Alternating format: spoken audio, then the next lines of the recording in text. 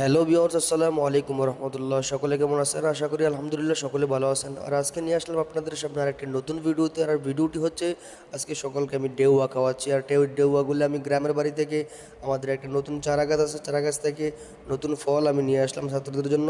আমি নিজেও খেলাম, আমাদের পাশের হুজুরাও খেলো এবং কি ছাত্রদেরকেও আমি সকলকে খাওয়াচ্ছি আলহামদুলিল্লাহ। তো আমি এখানে ভর্তার মধ্যে কী দিয়েছি, এখানে দিয়েছি হলো হালকা পরিমাণে কিছু মরিচ দিয়েছি, আর একটু বেশি পরিমাণে লবণ দিয়েছি যাতে করে পোলাপান খেতে মজা পায়, খুব জাল না লাগে। আর এই ফলটা আমার কাছে খেতে খুব ভালো লাগে। আপনাদের কার কার ভালো লাগে অবশ্যই আমাদেরকে কমেন্ট করে জানাবেন।